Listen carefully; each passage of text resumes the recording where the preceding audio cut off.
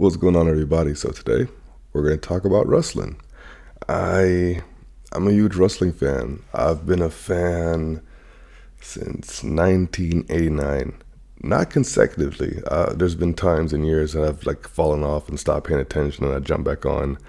But now, given what I do, like I work from home, I'm a baker, so when I'm making the doughs or I'm baking cookies, I need something playing in the background, and wrestling is one of those shows that I don't have to watch to like get the grasp of what's going on. I don't have to like see on my screen. I can just listen to it. And yeah, so this episode is all about wrestling. Let us begin. When and why? It was entertaining. It was just something I saw on TV. I think G.I. Joe, that was my favorite cartoon back in the day, and that's what got me into watching wrestling. There was a character called Sergeant Slaughter, and yeah, they made him. I don't know if they created him from the G.I. Joe for wrestling, or they kind of just like paired the character with another person. But yeah, I saw him on a commercial, and he's just like, "Yeah, I'll be wrestling XYZ." I'm like, "Wrestling?" So tuned in, and boom, I got into wrestling. One of my favorite humans, point blank, period, was my grandmother on my dad's side. Amazing person, amazing human, and a huge professional wrestling fan. So yeah, that really helped me get me from like, oh, this is fun to watch, I like this, to like super fan. She used to tell me about like classic matches and different wrestlers who I didn't grow up on, who were like just way back in the day. And yeah, it was a great time. Most of my youth like spent in New York was in the Bronx. Like my dad stayed in Queens, but when I was in New York, I was either roaming around Co-op City, hanging out at Nobody Beats the Wiz, or going to the movies. Movies back then were between like $3.50 to $4. Like, yeah, I'm kind of telling my age there, but yeah. And when I'm not doing any of those, hanging with my grandma, talking about wrestling. But yeah, those are good times. I miss those. So I lost my grandmother my first year of college, and I lost my other grandmother on my mom's side when I was 15. Unfortunately, like I didn't really have that deep of a relationship with her because when I was born, kind of same thing that happened with my mom when her brain started to deteriorate. She didn't really know who I was, and there was this one time I was in Jamaica and I went to go check on my grandma, and she snapped at me and started yelling. And yeah, it kind of scarred me a bit because I was just like, what did I do wrong? Like, why do you hate me? And like later on, as I got older, I learned that like it wasn't really her. It's just, yeah, she had a disease in her brain, and it sucks like to see that firsthand, like what my mom had to go through. So I can only imagine what my mom had to endure with her mom. And life, man. Life. But yeah, let's get back to something positive, which is wrestling. Because honestly, r- wrestling ties me, it always brings me back to like a good point in my life, and it keeps that memory alive with my grandmother. Like every time I think about wrestling, like I just think of like, oh, the conversations we'd have now if she was still around, if she was watching. And I wonder who her favorite stars would be. But yeah, and wrestling is huge. WWE alone, that company is worth $6.8 billion. But WWE, since they're no longer like their own company, they're a subsidiary of the TKO Group Holding. So it's the first ever merger of UFC, WWE, one group. And underneath the WWE umbrella, they have a lot of shows. On Mondays, you can watch Raw on USA. Tuesdays, they have NXT, which is their developmental brand, which is on USA as well. Wednesday, they have Speed, which is like a cruiserweight type of thing they're doing, strictly on Twitter or X. 3-minute matches. So I'm not sure. I think it's just like one match.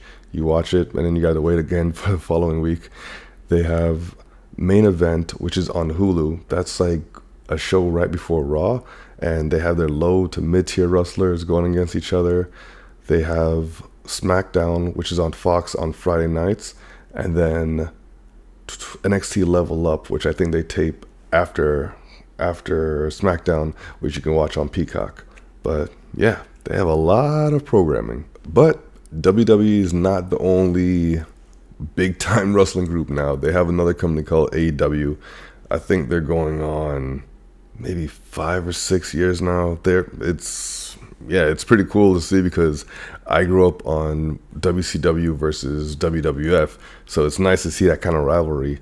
People hate on it, but it's kind of like just enjoy it. There's no need to hate. People are getting these wrestlers who don't make it to WWE or who have parted ways with WWE or who got fired or whatever they are, even independent. Like, they're at least getting another opportunity to work. Like, why are you mad at people having a job?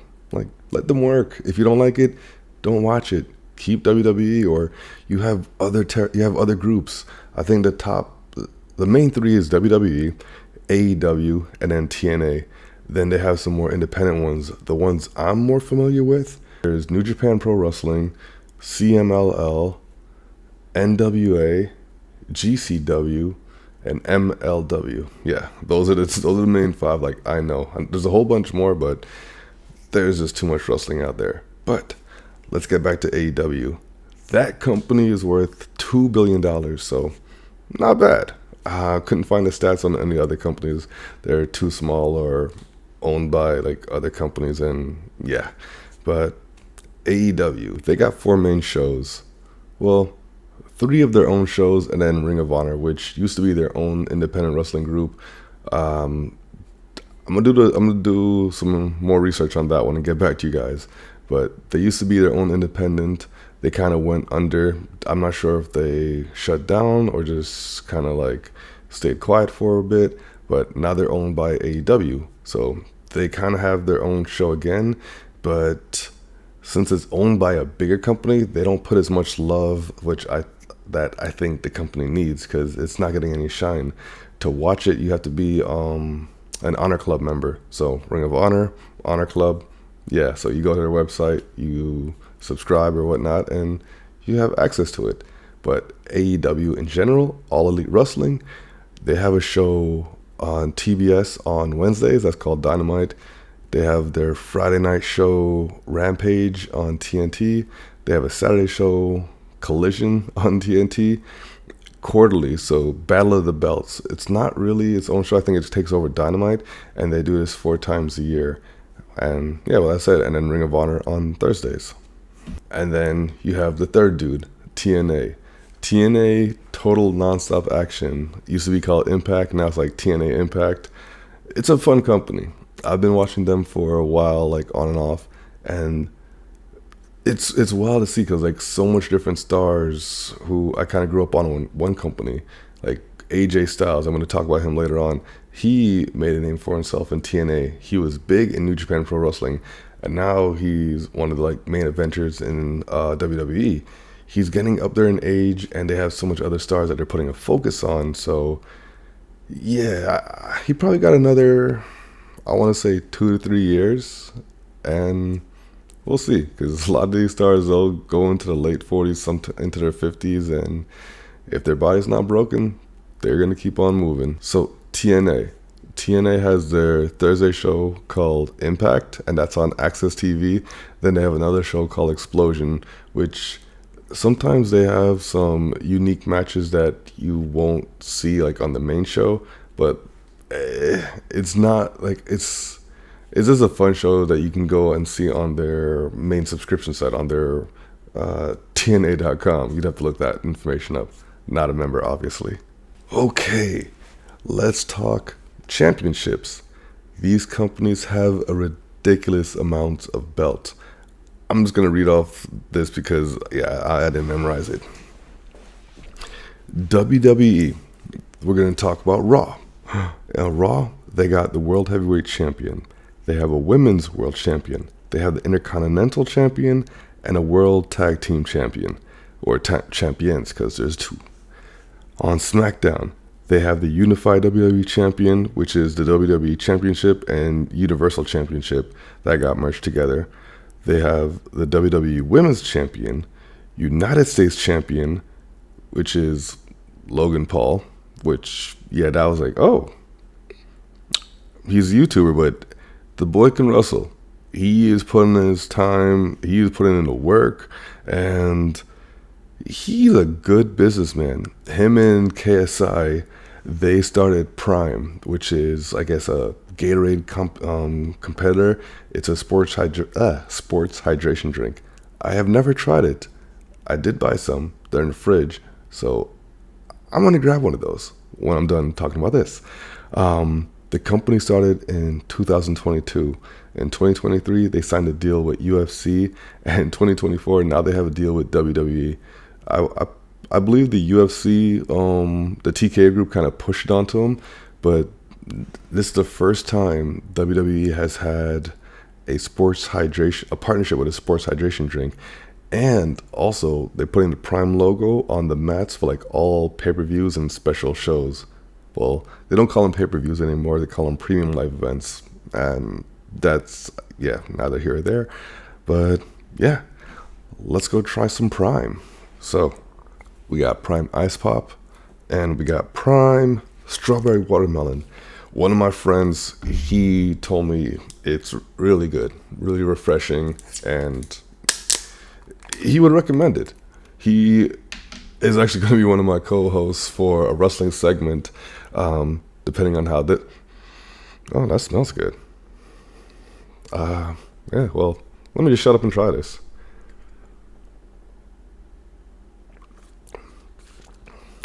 Oh, that is tasty.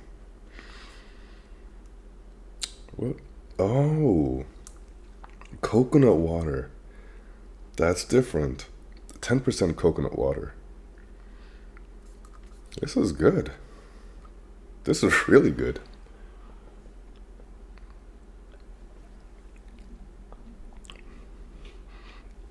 Okay. Strawberry watermelon.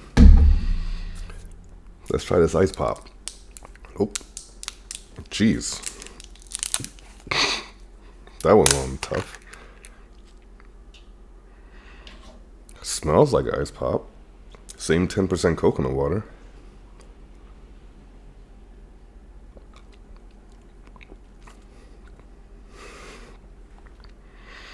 This is delicious. Sugar, 1 gram. Okay. Yeah, this is a really good drink.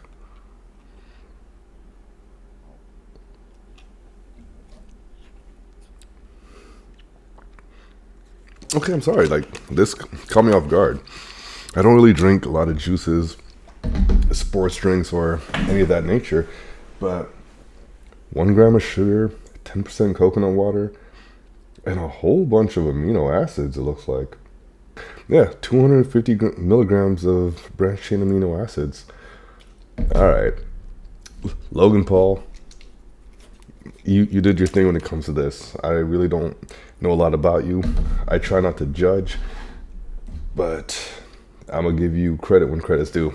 That's a damn good sports drink. All right.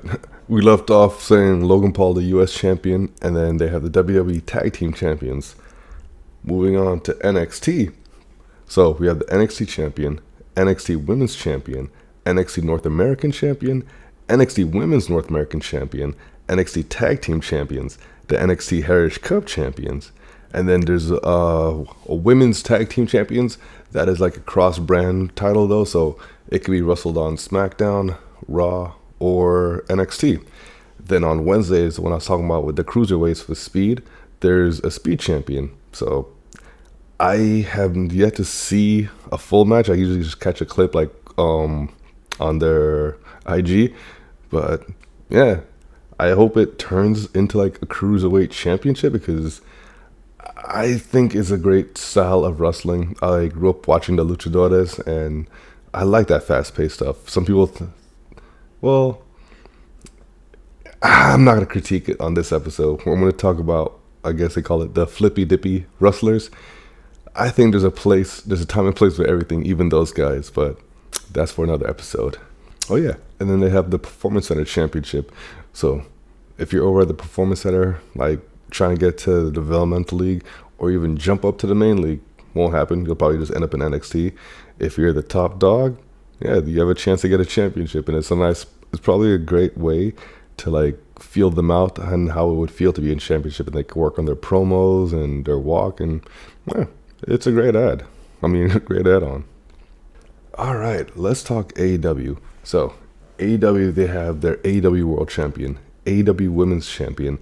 They have the TNT Champion, the TBS Champion, which is the women's version of the TNT. They have the AEW World Tag Champions, the AEW International Champion, the AEW Continental Champion, International Continent World. That's weird. I guess you're the champion of the world, you're champion of the continent, or you're champion internationally. All right, interesting. And then the FTW, which is that's I'm not sure what that championship means for AEW, because Taz from ECW way back when, so most of you guys probably won't even know, that was his championship, and he brought that over to AEW, and yeah, Chris Jericho now holds it. I'm not sure the whole lineage or history behind it, but I'm gonna look into that. I'm just having fun and sharing my passion with wrestling. I know a lot, but I don't know everything. So yeah, I'm human, simply human. Ring of Honor, Ring of Honor World Champion, Ring of Honor Women's World Champion, Ring of Honor Pure Champion, Ring of Honor World TV Champion, Ring of Honor World Tag Team Champions, Ring of Honor World Women's Television Champion. And then they have the trios. They were the trio champion for Ring of Honor and a trio champion for AEW. They haven't really been giving it a lot of love, so it's unified. But if you go on their websites, it says vacant on both. And the team that has the championship now, they're holding all the belts. They have the unified belt. They're holding the AEW trios belt and the Ring of Honor. I'm like, when it's unified, you don't need to carry all the belts. Like the two different ones are now unified for one. So I don't know if they're doing it on purpose, but yeah. Well, I'll keep you guys posted if I hear anything. TNA. They got the TNA World Champion, the TNA Knockouts World Champion, the TNA X Division Champion, the TNA Digital Media Champion, the TNA World Tag Team Champions, and the TNA Knockouts World Tag Team Champions. Whew. They all got a lot of belts, but that just means there's giving more opportunities to their employees, to their stars, to the wrestlers, and it gives them something to work towards. Who are some of the wrestlers I'm watching now? I'm gonna start with AEW. I'm only gonna talk about AEW and WWE. AEW, Daniel Bryan, been a long time fan of his. He's on his goodbye tour. He's kind of like finishing up his career, and yeah, he has a wife, he has a kid. He's had a whole bunch of injuries, been concussed a couple times, so it's about time he kind of hangs that up, especially given his age. Will Ospreay, another guy. He's in AEW now, but I've been watching his career like when he was in Japan, when he was over in Europe, and yeah, amazing talent, young kid. He actually has autism, dyslexia, and ADHD, and you wouldn't be able to tell. People judge him a lot because they're like, his moves are very choreographed and he has that flippy dippy style, but the kid is talented. He's great on the mic. He's confident. Yeah, he's good for business. Like, he comes off like, if you're a little kid, kind of has that superhero type like aura, but I think he's going to be a great star as long as he stays healthy. Konosuke Takeshita, new for me. I didn't know about him before AEW, but seeing some of his matches, young dude, he understands the game. He's not good on the mic. Japanese wrestler, English is not there, so they put him with this dude called Don Callis, who works as a mouthpiece.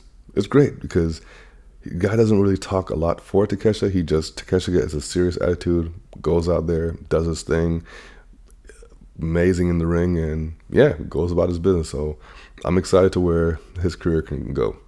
Then my boys, the Acclaimed, they're just a fun young tag team.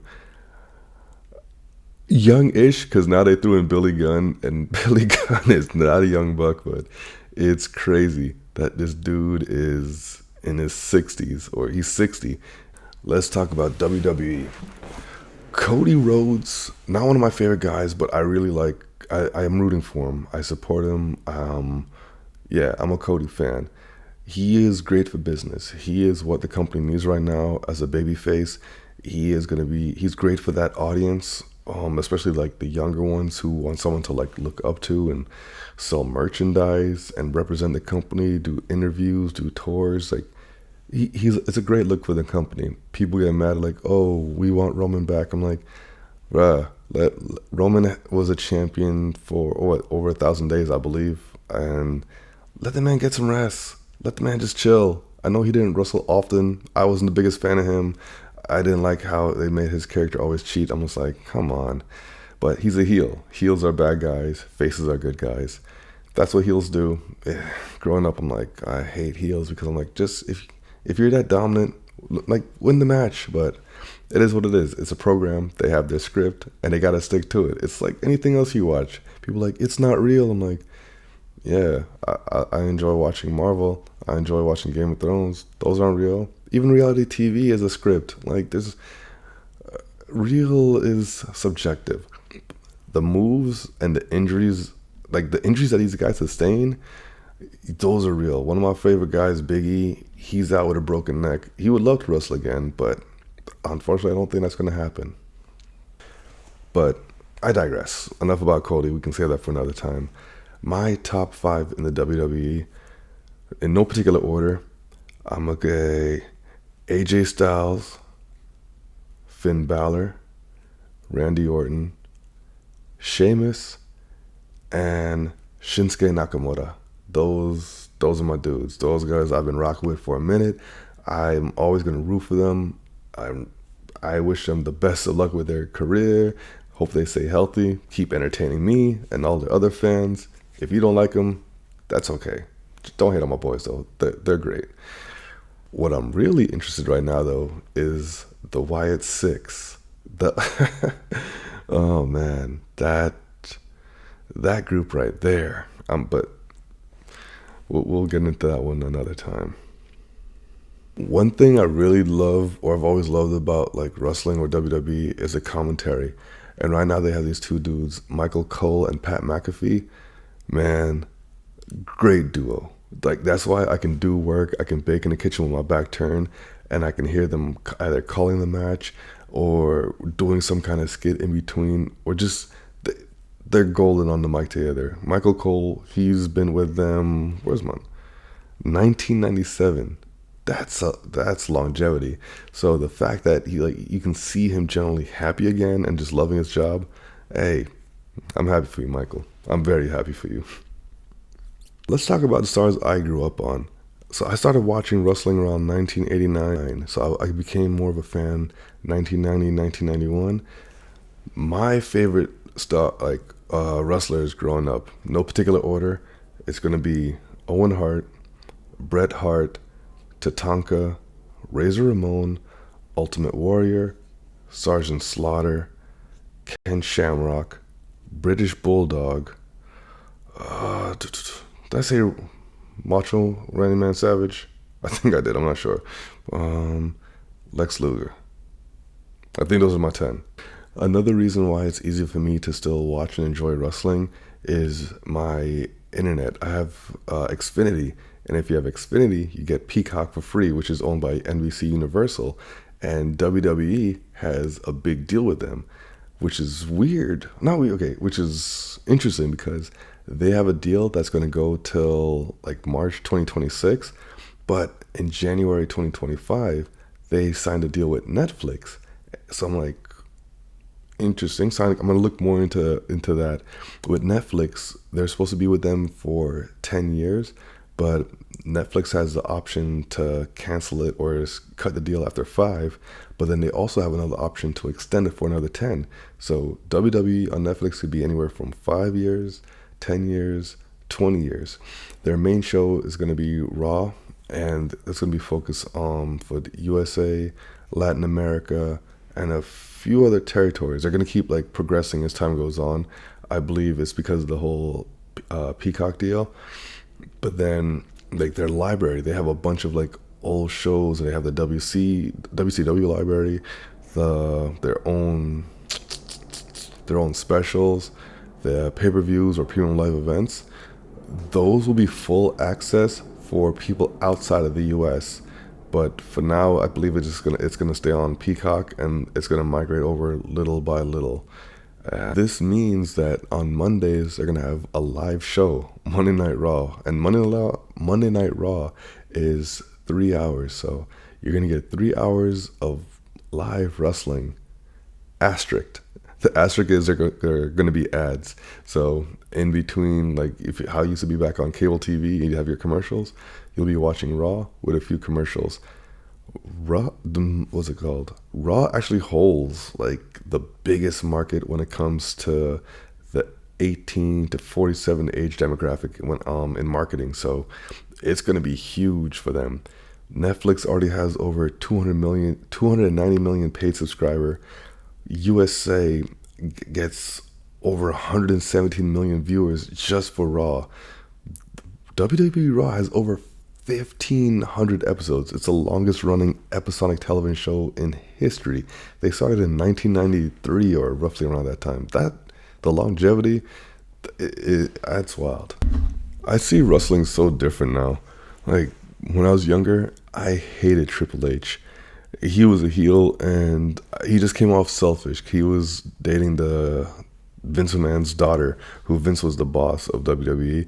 So he just kept getting these opportunities and getting the belt. So it's just like, bruh, I know you think you're the best, but let these other dudes shine. Stop being so selfish.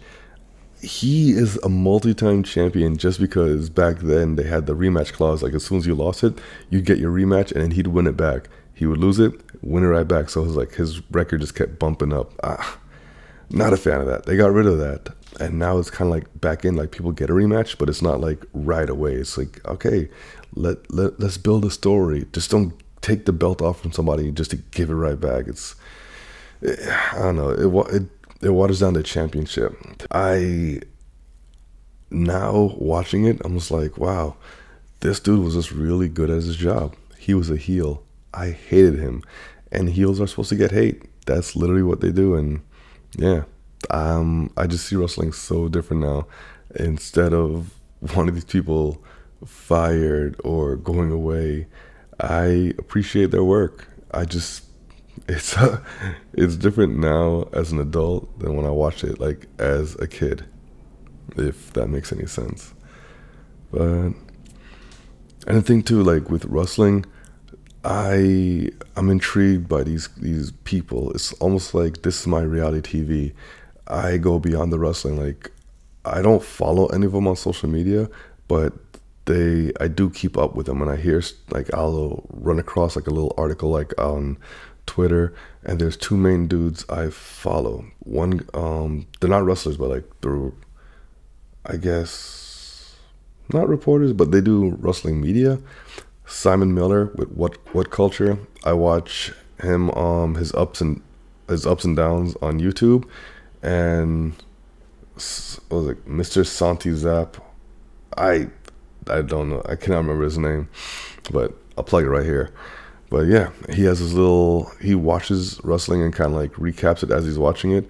So sometimes I won't watch the whole 2-hour show or 3-hour show. I'll get my fix in like 30 minutes from one of these guys or even both. But yeah, I think I've bored you guys enough with random wrestling talk. Thank y'all for listening, and I'll see y'all on the next episode. Share, like, subscribe, all that jazz, and thank y'all for watching me. Stay human.